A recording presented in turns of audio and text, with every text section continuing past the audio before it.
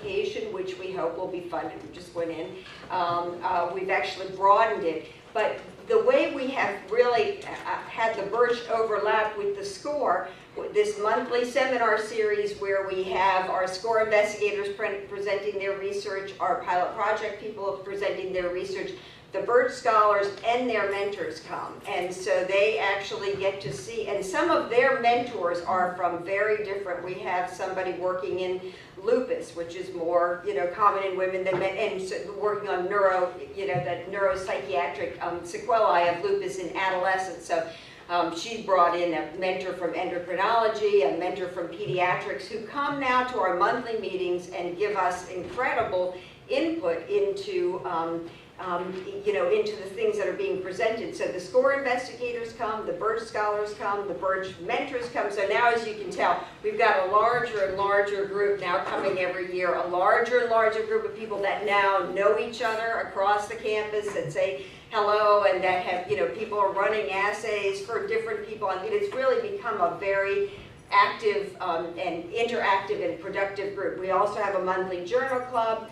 Birch scholars sometimes end up working on SCORE projects. We also really encourage collaboration across the Birch projects because we do have basic science people and clinicians in the same room talking about what they're doing. So somebody will runs an assay for BDNF and says, why don't we try to assay that in your patient population? Our pediatrician who is interested in these neuropsychiatric sequelae of lupus hadn't really thought about doing neuroimaging, but we had neuroimaging people in the room that said, we need to image these folks. And so anyway, it's really been very productive interactions. And then along came the CTSA. I've got 5 minutes, and I'm also the PI on our CTSA. Most of you guys probably know what this is. It's a Clinical and Translational Science Award, which basically is your institutional home. Most of you are probably in places that have CTSAs.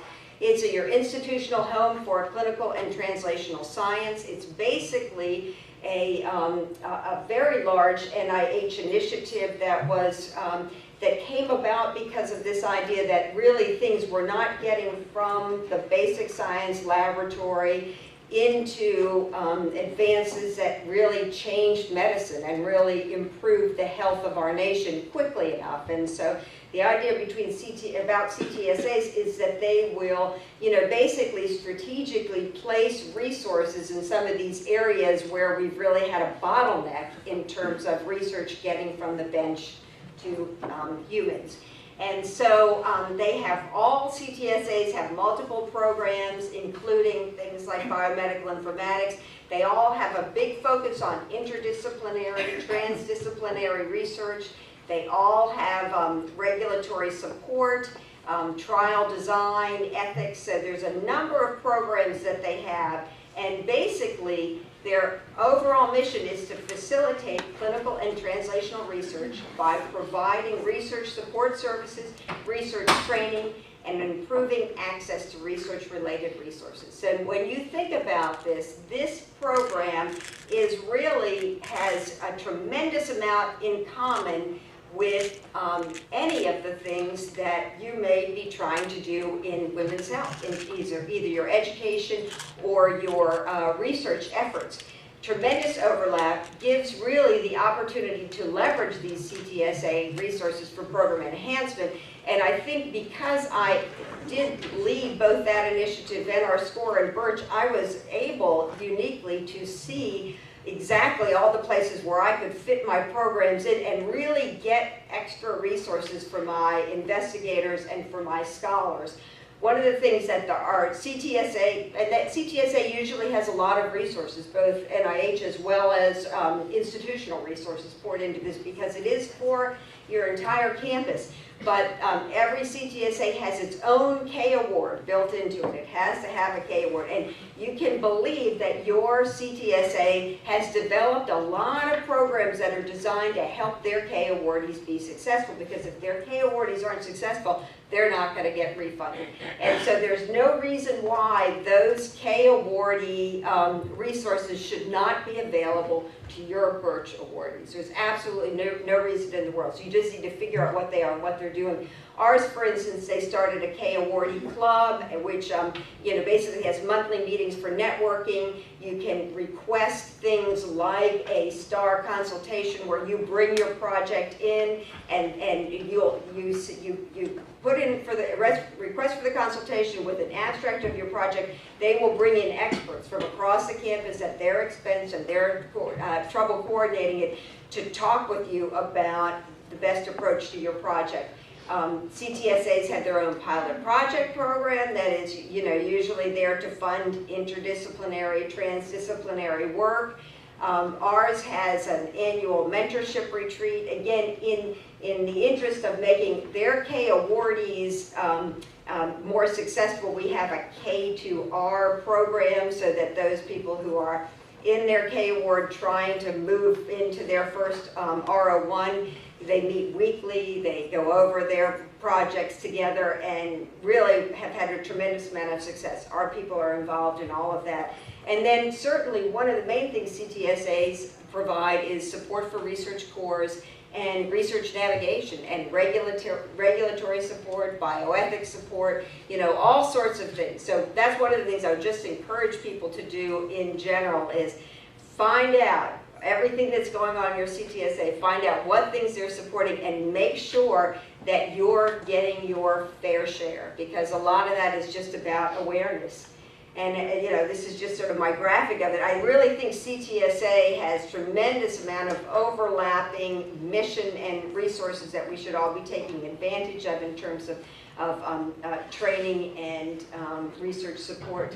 And then just, I think opportunities to expand funding. It was so interesting to hear about Melissa's central role in terms of the VA initiative. But VA and Department of Defense have a lot of money these days, and we don't usually think of those when we're thinking about women's health initiatives, but there's a lot of opportunity there. So I think, again, programs like CTSA and those things really help us. I think we can leverage those to find broader opportunities and access all kinds of potential resources to advance the cause of gender-specific research in women's health. So in conclusion, I think advocacy for what we're doing and awareness of what is available on your campus and at a national level in terms of resources, just stressing finding out about your CTSA resources, and then leveraging its existing strengths. I think it's really, really important to partner with wherever there's an area on your campus that's strong. If they're not doing gender-based research, they should, unless it's like prostate cancer or something. But you should be in there. You should be in there talking to them about what it is that they could, how you could work together with them.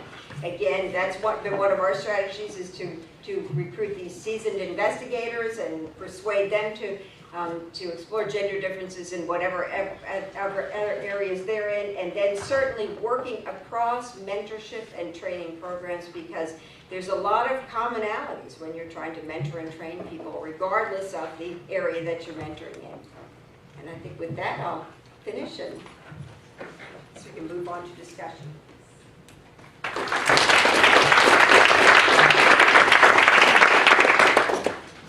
Thank you, Dr. Brady, for that wonderful talk on how you were able to build resources starting from 2002 till now. You keep getting bigger and bigger and better. I'd like to have all the panelists come to the front, and we will take questions. I'm sure we must have some questions after the whirlwind tour of women's health across the U.S. And we've got microphones in one microphone to the left of me. That's it. That's it right there. So.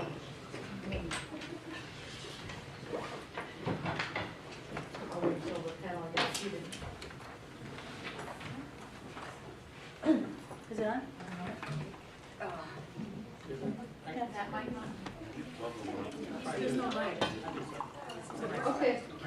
I'm Judy Reichensteiner from University of Colorado. And my question to all three of you is, as you talk about the initiatives that are going on at your institutions, all of which sound very exciting, it makes me wonder if there could be ever a women's health fellowship that would be a nationally organized type of fellowship where, we could recruit, from all over the country, look for a fellow, and somebody could come as part of another track or area and do a 2-year women's fellowship. We had that in vascular medicine where, I was involved in this, developing a 2-year vascular medicine program for people who wanted to come in the cardiology field and do vascular medicine. But I don't know exactly where it would be, but I'm excited by the idea of having sort of a national network of women's health fellows. Well, I'm excited with it too. I mean, I think different places can do it in different ways. And I do think that Missy's comments about trying to set some kind of national criteria, I'm a little bit concerned about ownership. I'm not so, does medicine own it, does OBGYN own it, who owns it? And I'm not sure that anybody has to own it. I mean, maybe we can have some kind of an umbrella organization that sets itself up and sets some kind of competencies and minimum standards. We've been taking fellows to our program. So we'll take people from any of 5 specialties, and the funding, basically the funding, they do a day after week of clinical work, and the funding comes out of what they do clinically. And the Department of OBGYN picks up half their salary, and the other departments, so psychiatrists picking up half the psychiatrists. And I mean, last year we had 21 applicants in family medicine, and we were planning to take 1, and they were so good that the chair of family medicine and I said, well, we have to take 3. And we convinced the hospital to kick in to pay for the 3rd one. So I mean, there are different ways of doing it. And we have an organizing committee that includes some interns, some other people. They select the people, and so I think it's very possible. And I think it's something we should talk about at this meeting. This is the meeting where we can talk about women's health fellowships and some specialty training in women's health. Board certified? What I would say is, I think there are 2, when you talk about fellowships, there's really 2 different issues. One is whether, and as Tim played out, there are people who are interested in clinical fellowships to do that 1 extra year to get a lot of clinical experience, and then there are people who are interested in developing themselves as academic physicians. The academic physician piece is, I think, harder to fund because it cycles back to what we've all talked about, that if you're going to be successful, you have to have that 75% research time protected. And, to be honest, it's one of the problems we've run into in our Birch, and I'll switch hats here for the Birch, is the amount of funding is sort of fixed, and different specialties come a little more expensive than others.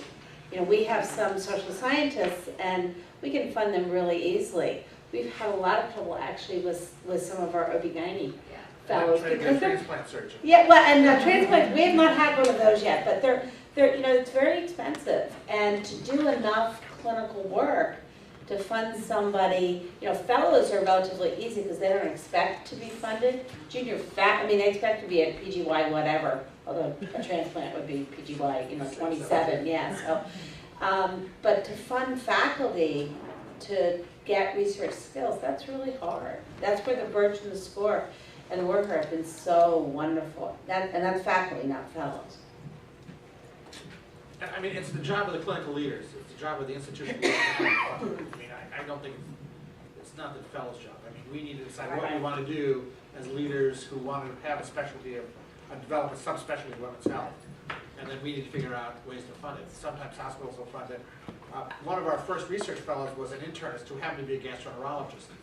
And she spent her research year asking women, did they prefer a woman or a man doing their colonoscopy, which was a really interesting research project.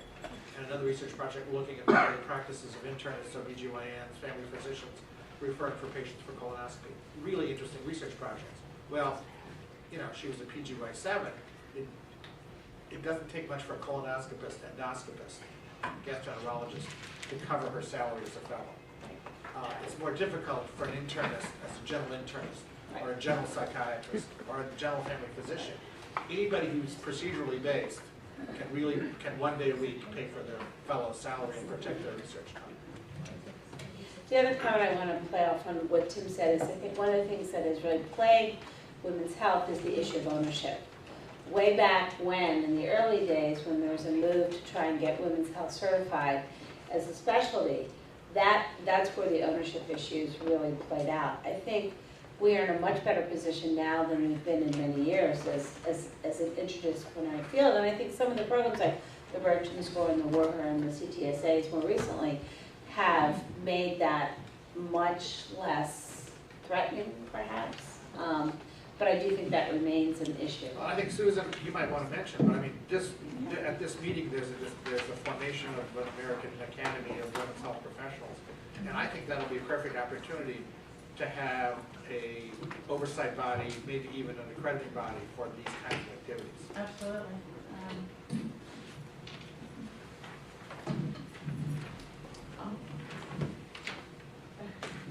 Yeah, we'll be talking more about it tomorrow, but we are forming at this meeting an Academy of Women's Health. And everyone who comes to the Congress this year will have the opportunity to be a charter member.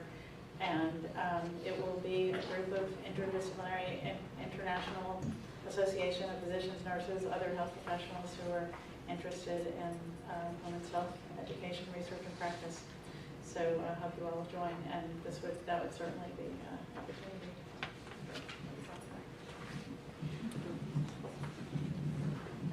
Good afternoon. As I was sitting here listening to these three very interesting talks, I had no idea all of this was going on. It's such a stark contrast, I think, to what we're seeing in the press about women's health. And I wondered what kind of role or what kind of efforts you're making in your own communities to kind of educate people more about the importance of women's health, not only for themselves, but the family and the community. I'll just take the first pass and say that, I mean, certainly it is depressing and demoralizing to be revisiting some of the issues that we've been revisiting in the press in the last month or two. Our Center for Health Law and Ethics does a symposium every year, and this year women's health was their issue. And about 3 months ago, they asked me if I would give a talk on ethical issues in women's health. And I thought, well, I should do this. And the guy who asked me is a friend of mine, and I thought, okay, I'm really not quite sure what I'm going to talk about. I have no problems now. I have. And so I think that one of the things I would say is I think in many respects, the Fuhrer has done the cause of women's health in many respects a service, the way it has played out. I think there's still battles to be fought, but I think that advocacy, interestingly, advocacy has become an issue that we have started to address in our residency training as a core competency. Haven't actually taken it to the fellow level yet or scholar level yet, but I think advocacy as a skill, how to meet with your representatives, how to get involved, is a really important skill for everything we're talking about. And I see that as a real opportunity. Yeah, I really appreciate your comment. It was a very timely one. And one of the things that our center is probably way back in the beginning, we partnered with a community organization in South Carolina it was called the Center for Women, started by this very charismatic woman who's a businesswoman, but and a lot of her focus really was on economic development and helping women who wanted to start small businesses.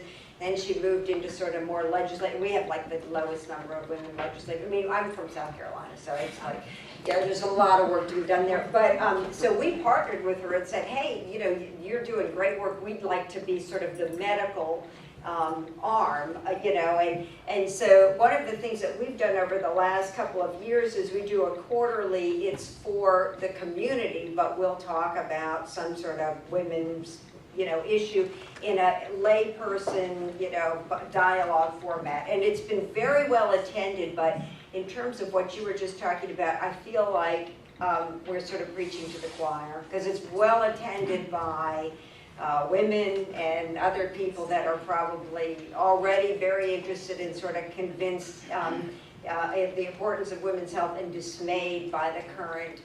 So your comment just really kind of inspired me. I think we need to go back and maybe start getting a little bit more activist in our approach with this.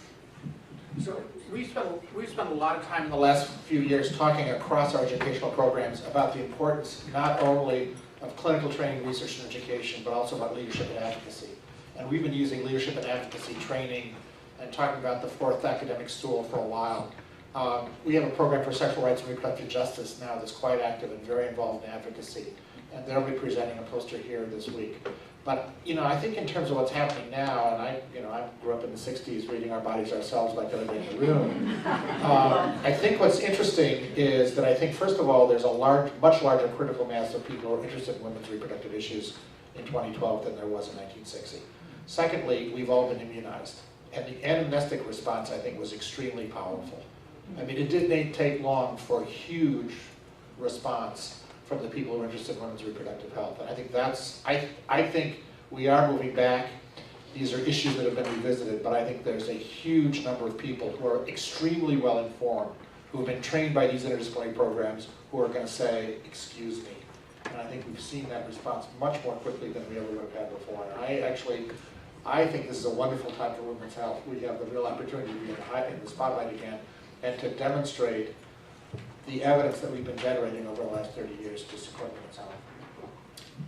We'll take one last question, and then we'll have, yes, sure. Through the microphone. I'm a DNP student, and the very first course we took was health policy, and we had to interview a politician about women's health, and it was very interesting. It was a great learning experience. I think Dr. Ray, if someone at the mic. Yep. Hi, I'm Amy Grover from Virginia Commonwealth University, and I may have misunderstood Dr. Johnson in your presentation, but you talked about the need to recruit individuals who have had a long history of research and success, because it's difficult to teach somebody later on. And we had just done some research about, and we were surprised about the serendipitous nature of many women and their journey into academic medicine. And so I was wondering, I see we focus so much on residents and later. Do we need to do more about women's health and addressing that in the medical school population and earlier, so that they can think about it earlier and they can start getting that background so that they can be successful later? And then how do we pull in potentially late bloomers? Some of these women who may have never considered a research career, who have changed their minds and changed their directions and are really passionate about what they do. Well, I guess I'd say it's never too late. I mean, I think you have to get people who at least have an interest and a concept that they're interested in getting involved in research and scholarship. And if they've had some exposure as undergraduates in undergraduate research opportunity programs, or as medical students in research programs that have been exposed to some of the scientific methods of research, I think it helps. But obviously re-entry is a possible thing as well. But no, we do a lot of stuff with undergraduate. We teach 3 undergraduate courses at the University of Michigan with large numbers of students, 200 students. So I mentioned that we have 24 residents in our program. 5 of those residents were my students as undergraduates, and they're now my residents. Only one of them went to the University of Michigan Medical School. So I mean, we can do a lot of work in undergraduate education around women's health. And most of us in this room are at academic medical centers that are closely affiliated with undergraduate universities where we can do this kind of education and teaching, and where we can take those undergraduate students into the kind of research programs, and they can do summer programs and do this kind of stuff. So I think it's really important to do that. We're going to need to wrap this session up, but we will have more time for discussion at the end. So really hold your questions. I know that the discussions are getting really exciting. And Dr. Klein would like to make an announcement as well about the directory. Yeah, there's 3 things with regard to this session. Number one, I just want to make sure everyone is aware that there's a directory of women's health residencies and fellowships that is published annually in the Journal of Women's Health. It comes out in the May issue. It is open access, and it lists all of these wonderful women's health fellowships that you're hearing about. The other thing is, to help us plan for future programs, we're passing around a sign-up sheet, so please make sure that you sign in, because it's important that we're able to show just how much interest there is. And the last thing is, as Tina Trott can speak to, there are so many groups that have this same passion. There is a nascent effort, it's not so nascent now, there is a national effort called Advancing Women's Health, the Advancing Women's Health Initiative, and a group of people from around the country have been working to help incorporate sex and gender-based medicine into the medical school curricula. And there will be a group that will be meeting with LBME in the fall, the licensing board that helps craft the questions that are asked of medical students to make sure that they're asking about sex and gender medicine. So, you know, this question that Amy Grover asked is very pertinent, but hopefully our efforts will coalesce, and thank you so much. Thank you, Dr. Klein. And a round of applause. I know one of our speakers had to take off because she has another talk. Thank you for the first panel. And Dr. Clayton will now be moderating the second panel, and Dr. Willow Pequinot is our first speaker. So, John, we're supposed to have a 5-minute break here. Are we going to not do the break for people? No, let's go ahead and have a 5-minute break. That sounds good. And we're really going to hold you to that. Where's the sign-up sheet right now? Is it going this way? Exactly. Good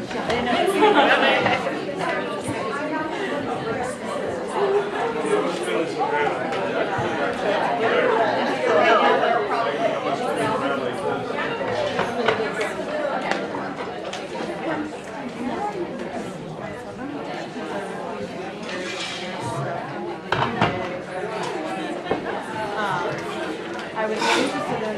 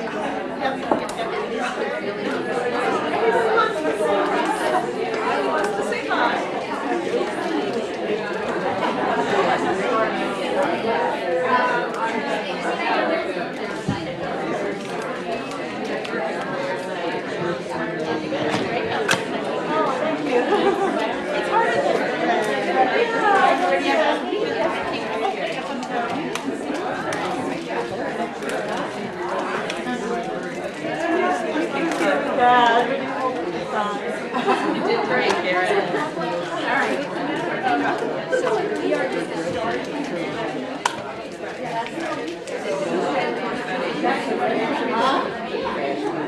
Oh, now you're not gonna down. You're not gonna go on and on.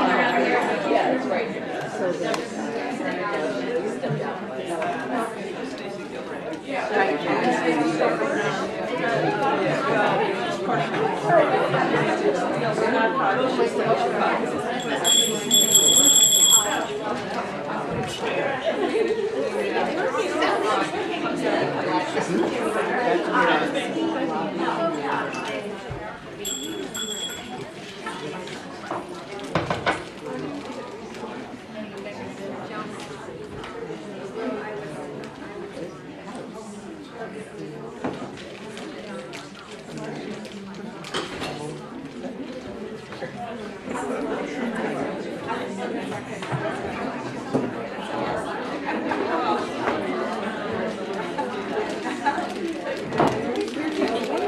Okay, we're going to reconvene here for the second panel. I'm Janine Clayton, and I'm so delighted to be here.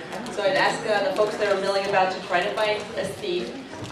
That was fantastic response to the first panel, and we're going to switch gears slightly to talk about a little different perspective related to women and women in biomedical careers and women's health. So it's my pleasure to introduce our first speaker. The title of our panel is Strategies for NIH Grant Success. And our first speaker is Willow Pequenot. Willow is the Associate Director for the International HIV/STD Prevention Research in the Division of AIDS at NIMH. And she told me I could tell you, everyone gets confused with her name. So Pequenot is Huguenot, right? Okay, French Huguenot derivation. And you know, instead of doing the long introduction, I'll tell you the Willow without a W at the end is because she was expected to be a boy, and that would have been Willis. And so we're happy that she's Willow. So please welcome Willow Pequenot.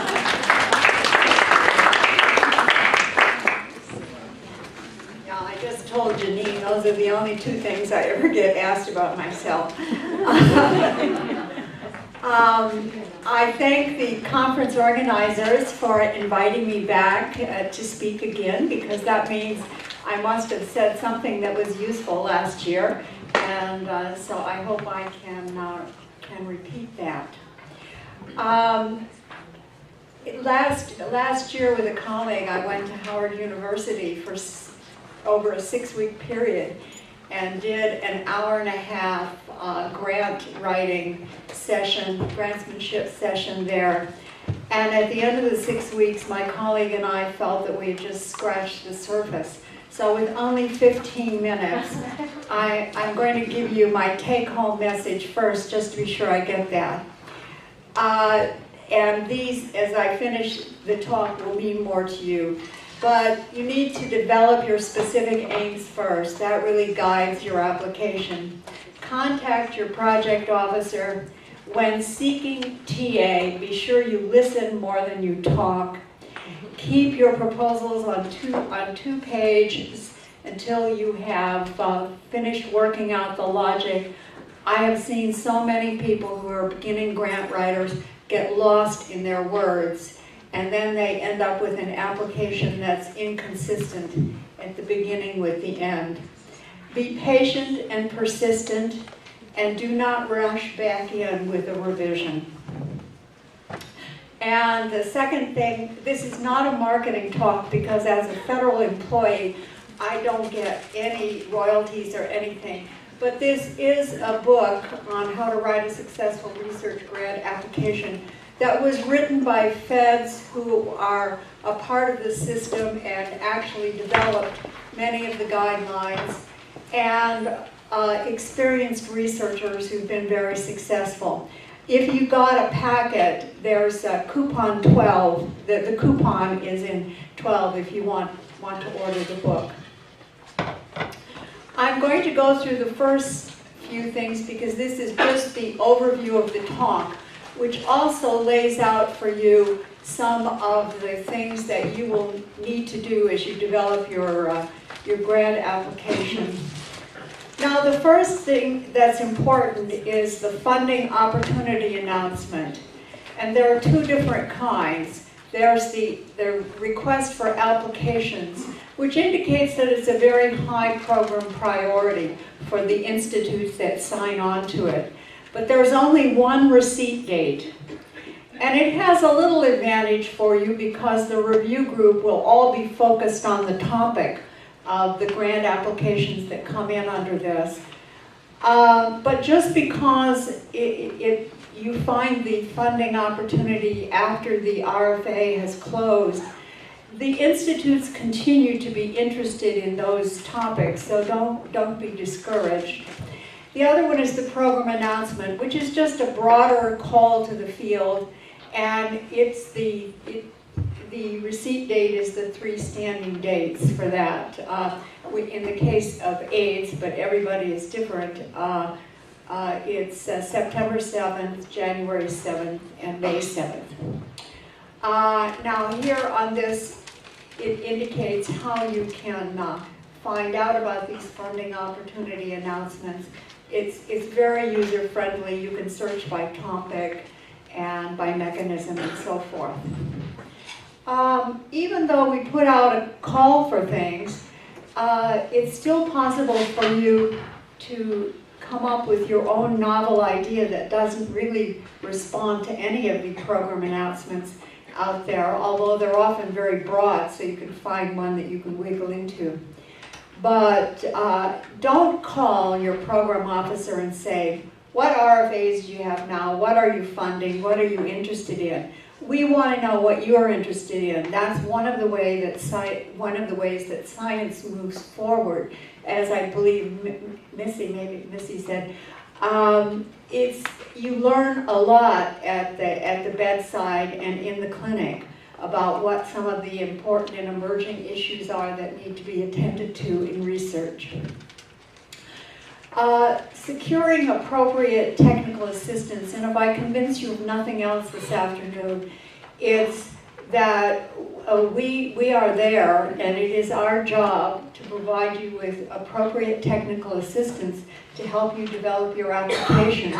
We are the one other person who is as invested in your study as you are, because at the end of the year, we want to have a better research portfolio of grants than we did at the beginning of the year. And if you don't submit grants to our program, then we're not putting out the right announcements. We're not giving you the right kind of technical assistance. So please give us a chance. Now, how do you find us? Well, you can find us.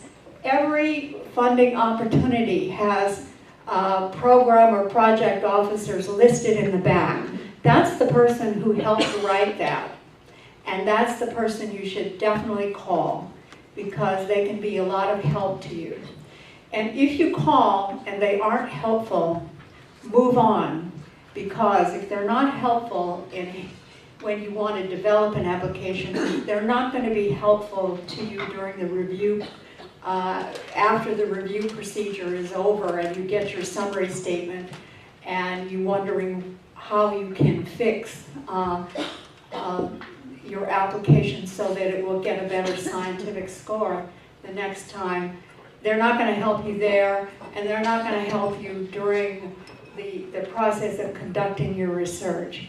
So there are a lot of people who will answer your questions, so find those. Now, you are going, as much as you need to seek technical advice and consult your colleagues and put together a research team, you need to remember that it's your name that will appear as the PI, and your name will be on every page of the grant application. So you are ultimately responsible. So no matter who's giving you the advice, if you don't think that it's correct, that it's not what you want to do, you need to follow your own guidance, because you'll be held responsible for what you write and what you submit.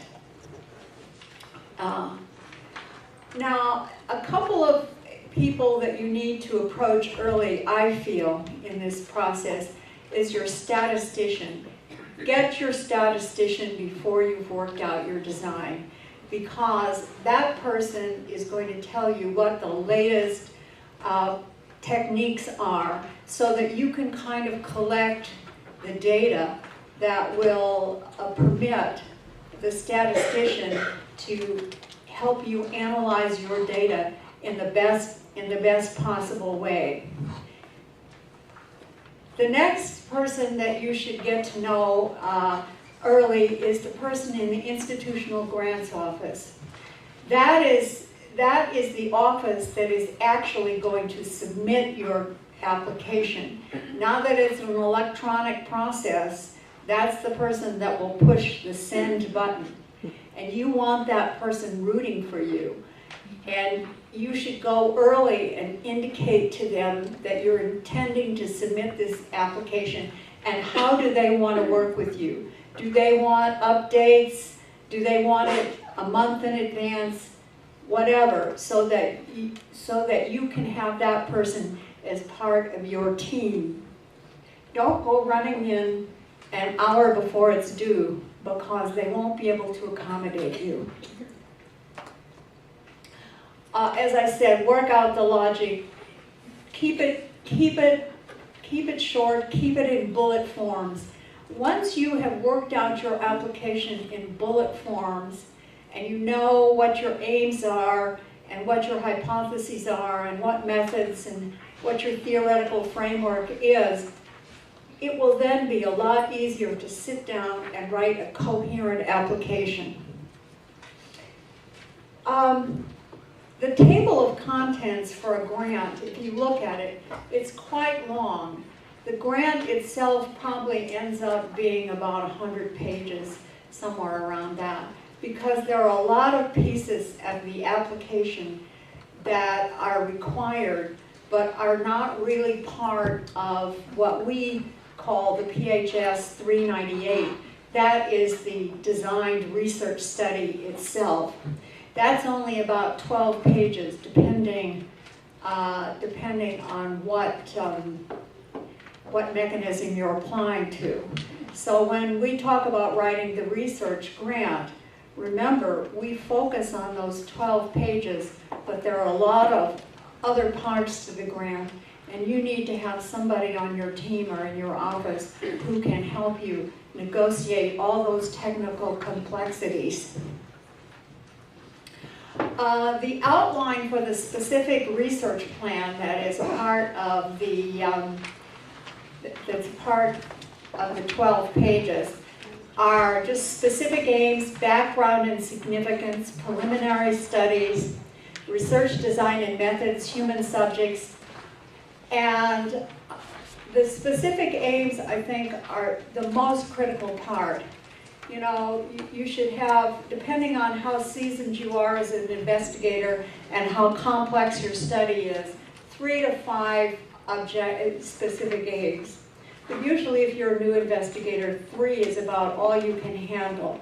And if you start getting more than 5, then you need to triage them into primary specific objectives and secondary ones.